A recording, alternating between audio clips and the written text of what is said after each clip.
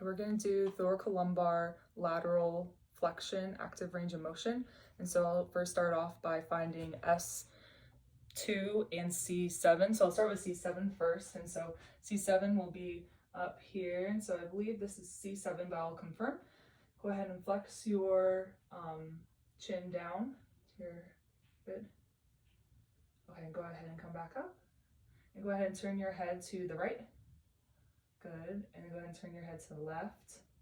Awesome. And go ahead and come back forward. And so it was moving when he was moving. So I'll palpate one up to C6. Go ahead and flex your head back up to the sky. Good. And then go back to resting position. Awesome. So C6 disappeared when he looked up. So I know that this is C7. So then for his posterior superior iliac spine, I'll find that by palpating his iliac crest and then coming back down to these bony prominences here. And then I know that S2 is going to be located right in between those two prominences.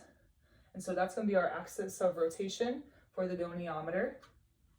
So I'll place that there. The stationary arm is going to be perpendicular to the floor. And then this moving arm is going to be in line with C7. So I'll go ahead and instruct the patient to keep your knees extended and go ahead, locked in place. And you're going to move your hand on your thigh and just bending in that lateral direction, and make sure you're preventing any bending forward. Good. And so then we'll move the goniometer right there. Awesome. And so it's in line there. And so go ahead and stand back up. And so that is 25 degrees. And so we'll go ahead and replace the goniometer back. And so we'll repeat for the left side. So go ahead and slide the left hand down the left thigh. Good. Moving this in line. Making sure it's right in line there. Good. Go ahead and relax. And that is 25 degrees as well. We can expect a firm end feel for this range of motion. Now we're going to assess abdominal strength by doing a trunk flexion MMT. And this is specifically testing the rectus abdominis, which is innervated by the intercostal nerve 7 through 12. And so I'll have the patient positioned in a supine position for all 5 grades.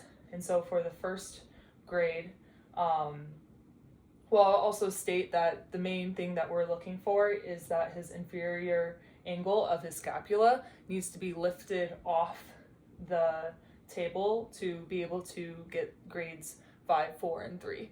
So the first one, which will be the hardest, I'll go ahead and have you place your hands over your head. It's like you know what to do. Under your head, good. And so I'll go ahead and stabilize him. Stabilize his upper thigh here lightly, and then go ahead and come up into a crunch position. Trying to lift all the way up, good. And go ahead and relax back down. Awesome, so that'd be grade 5. And grade 2, go ahead and wrap your arms around your chest. Hold your arms, good. And so go ahead and lift up, try and get your upper back off the table. Awesome, relax back down, so that'd be grade 4. And then a grade 3, go ahead and relax your arms by your sides. Awesome. And so you're gonna slide your arm or your hands down by your thighs. Good. And so go ahead and relax back down. Good. So he had that clearance from his inferior angle. And so that will be a big thing that'll differentiate for a grade 2. So him go ahead and doing that same motion, but not being able to lift all the way up. It's going to be a grade 2 and relax back down. And then a grade 1 would be him not being able to lift his shoulders up off the table, but you see some head movement. And then I can still palpate the rectus abdominis muscles here. I'm going to relax back down. Good. A grade 0 would be no movement coming from him and no palpable muscles, rectus abdominis muscles here. And then that's it.